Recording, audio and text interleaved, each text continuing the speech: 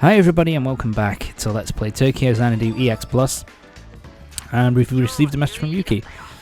So yeah, that's his message card obtained.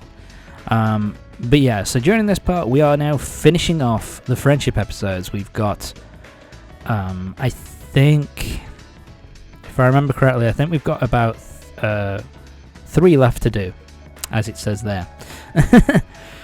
So yeah, we've got 3 more friendship episodes to finish off, and then that's going to be it for the friendship episodes for this for the game, because we have one last chapter to go after this, kind of like an epilogue, kind of conclusion kind of chapter, but we don't have any friendship episodes during that section. It's pretty much all story, so yeah. First off, we're hanging out with June, who wants to buy some stuff, apparently. He wants to buy some glasses. I don't know.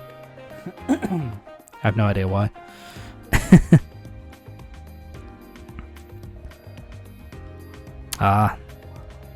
Badass Co and his shades.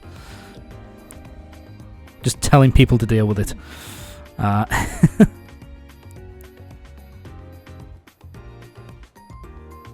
Oh god, a cosplay shop. This isn't going to be good. Alright, let's have a look.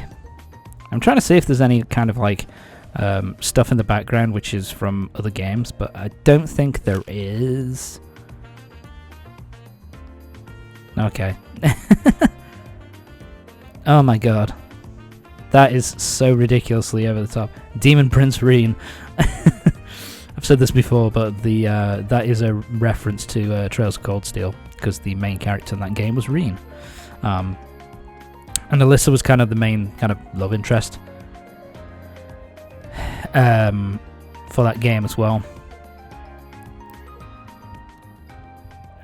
So yeah, that's where those 2 characters were from. But yeah, time to hang out, baby. But yeah, with the so yeah, I think, if I remember correctly, I think both of the costumes that they show there, the Magical Girl Alyssa and the Demon King Reen, both of those were optional costumes which you could buy for one of the Cold Steel games. I think it might have been it's either 1 or 2. I can't really remember which though. But yeah, so it's a nice little reference, I suppose. Let's talk to the fortune teller for some reason.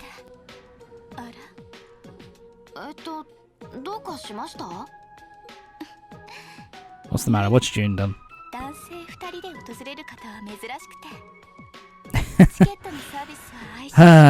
We're here to find out our compatibility. I say that. They are doing stuff about their relationship. Let's find out.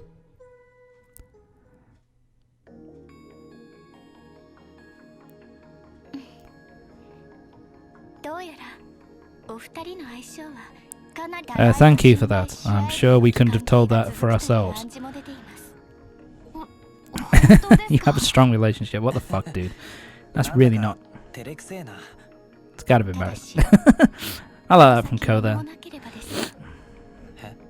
If nothing happens in the future, huh? What the fuck's going on?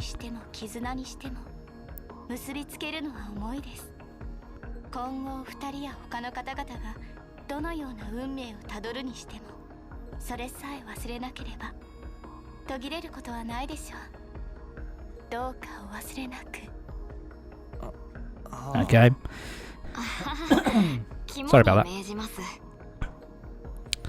that. So yeah, I think that is a little bit of foreshadowing for later on in the game, because it kind of tells that, you know, stuff in the future is going to happen, or stuff is going to be revealed in the future that maybe strains Ko's and June's relationship a little bit. But if you remember, so it's kind of telling them, you know, as long as you remember what you are to each other and all that kind of thing, then you should be just fine. So yeah, We'll see what happens. But that's for later on. For now, we're alright.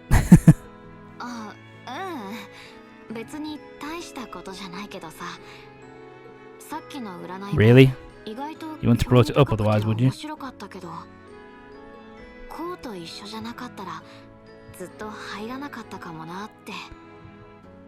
Well, yeah, it'd be kind of difficult to, you know, get a relationship reading if you went on your own, dude.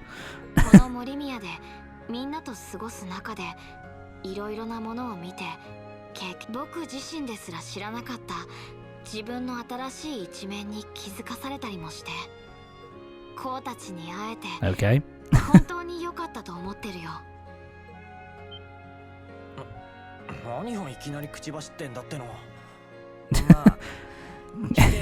Ko's all flustered again.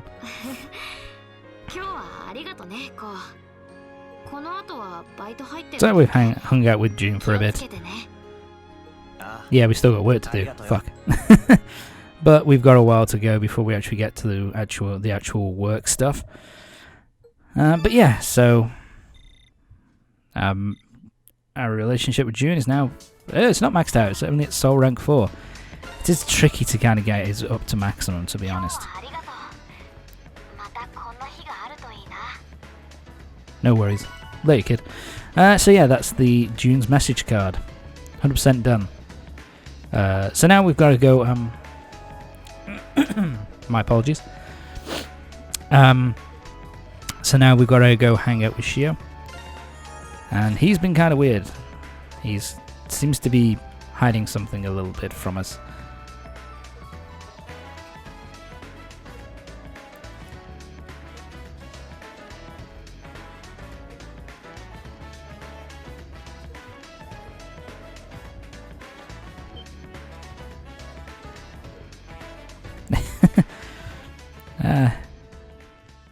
And Ko forces himself into the middle of things once again.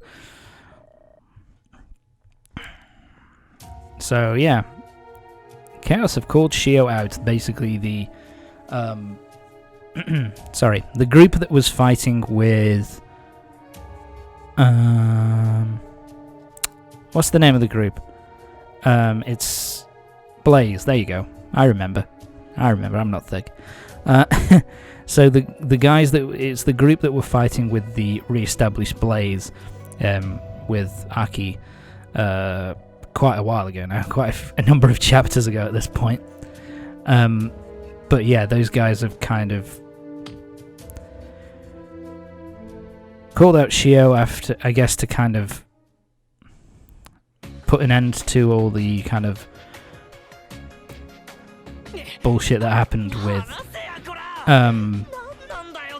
Aki much earlier on in the game. So time to deal with this shit. And of course Ko's gonna go with him this time, so he doesn't have to do it all by himself.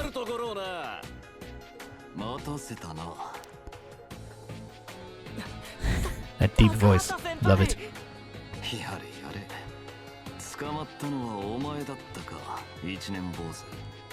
So yeah, they've snatched a first year student from Morimiya to get him out here so they can basically, you know, hold him to ransom and kind of just allow it so they can just beat the shit out of him.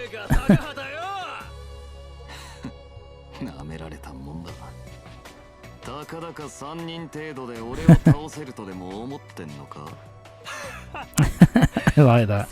Think only the three of you can beat me up? Haha, you're pathetically weak. So, what are you gonna do? Got a blunt knife. So yeah, basically, they're just gonna, you know, force force Shio to kind of be completely and utterly weak. You know, just kind of let them beat the shit out of him. Otherwise, they're gonna really hurt this, you know, first year student.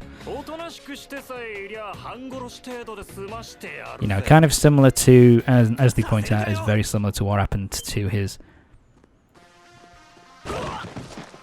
Very similar to what happened to his buddy years ago.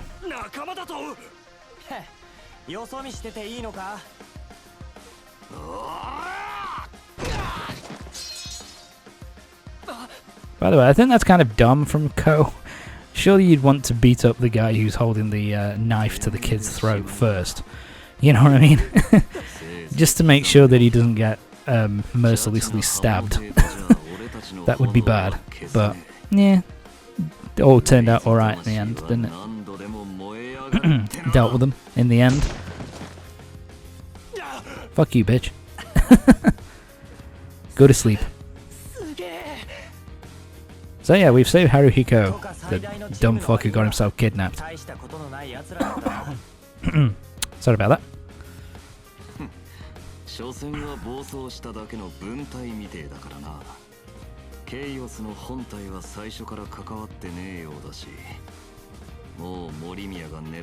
Yeah, it's likely.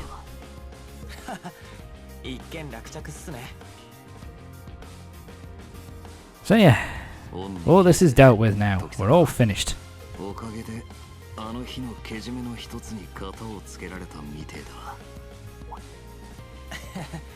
Don't worry about it. I mean, yeah, it's fine. I just did what I felt was right, as per usual. So yeah, that's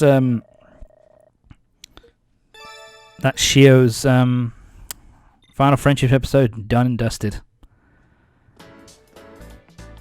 So we got one more to go. Oh right, I showed this off because basically the last person I have to do the friendship episode with is in the Morimiya Park. And basically when you go into Morimiya Park at this point, because this is where the job is, you get an introductory cutscene basically telling you, oh yeah, you've got to go here in order to do your you know, part-time job. It kind of shows you like where you have to go in order to get it, just start the you know, start your job and continue the story basically. But anyway, it's the last friendship episode to get done, so we're going to hang out with Mitsuki for a little bit,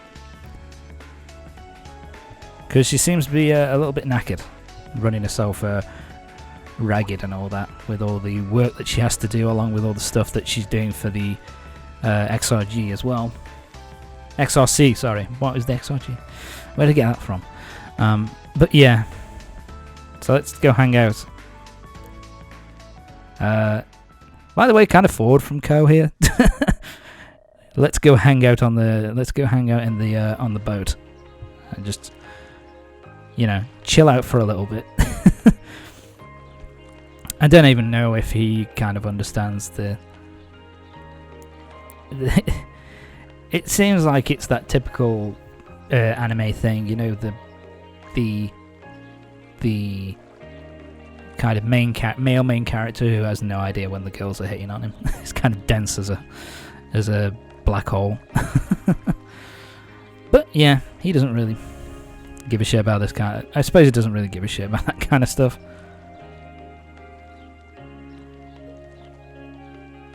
Are you sure, Ko? Are you sure? But anyway.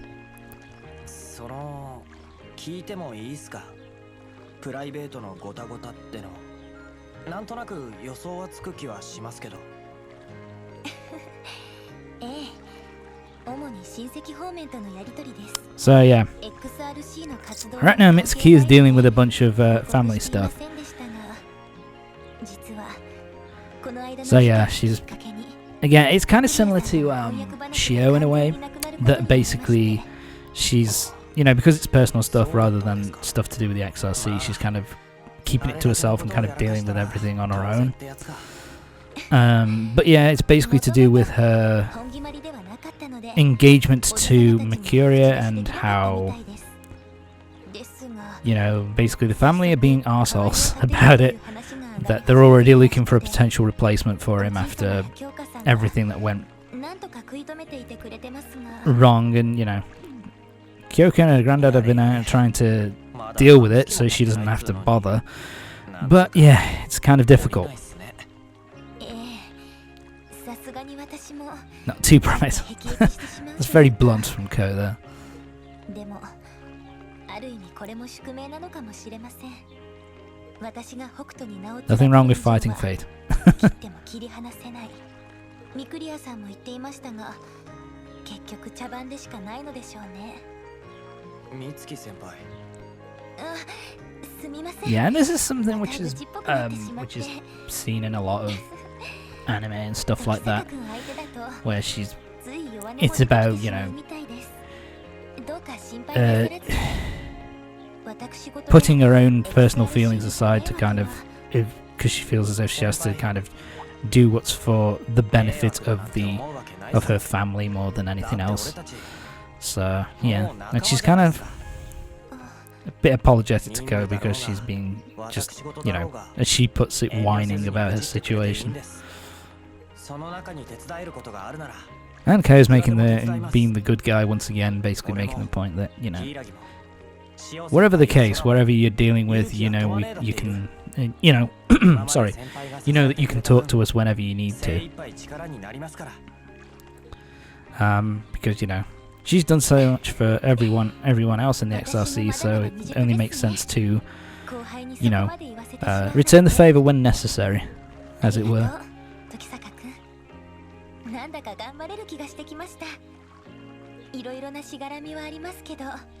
Yeah, so it's kind of a nice and sweet little ending with Mitsuki.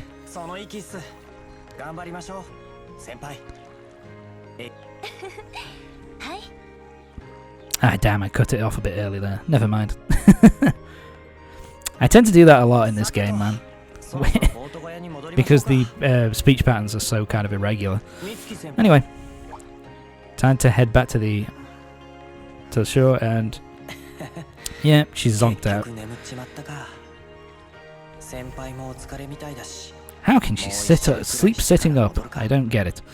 But never mind. Yeah, so Ko's ever the gentleman. Decides to let her sleep for a little bit longer. And Mitsuki's now at max. And that's done. So yeah, that's going to be it for this part of Tokyo Xanadu EX Plus. Join me next time for the next part. We've done all the friendship episodes, so all that's left to do is to do the side quests and the little side missions before we carry on with the main plot once again. So yeah, see you next time.